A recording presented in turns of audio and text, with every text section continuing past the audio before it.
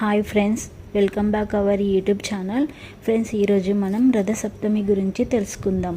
అయితే హిందూ సనాతన ధర్మంలో సూర్య భగవానుడిని ప్రత్యక్ష దైవంగా కొలుస్తారు.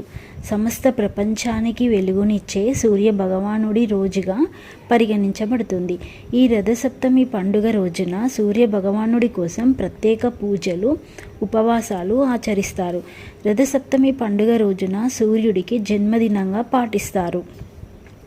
మాఘమాసంలో సూర్యుడిని ఆరాధించడానికి విశేషమైనదిగా పండితులు చెబుతుంటారు. హిందూ సాంప్రదాయంలో ప్రధాన పండుగలలో రథసప్తమి ఒకటి. ఈ పండుగ మాఘమాసం శుక్లపక్షం 7వ రోజు అంటే సప్తమి తిథి రోజున జరుపుకుంటారు.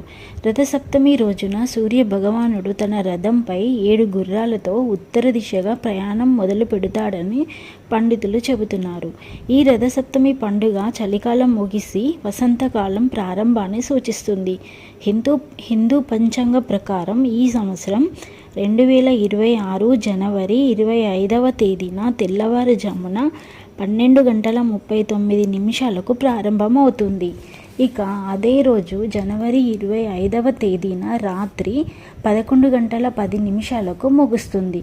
కాబట్టి ఉదయ తిథి ప్రకారం రథసప్తమి పండుగ జనవరి 25వ తేదీన ఆదివారం రోజున జరుపుకుంటారు.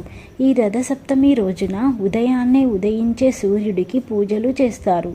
ఇక రథసప్తమి రోజు పవిత్ర స్నానం చేయడానికి ఉదయం 5:26 నుంచి 7:13 వరకు శుభ సమయం ఉంటుందని మన పండితులు చెబుతున్నారు. ఇక ఆ రోజు ప్రపంచానికి వెలుగును పంచినందుకు మన సూర్య భగవానులకు కృతజ్ఞతలు తెలుపుతారు. సో ఇది ఫ్రెండ్స్, ఈ రథసప్తమి యొక్క ప్రత్యేకత. నా టాపిక్ నచ్చితే ఒక లైక్ చేయండి, కామెంట్ చేయండి, నా ఛానల్ని సబ్స్క్రైబ్ చేసుకోండి. మరిన్ని అప్డేట్ కోసం పక్కనే ఉన్న బెల్ ఐకాన్ని ప్రెస్ చేయండి. Thank you for watching my YouTube channel Pushpa RV.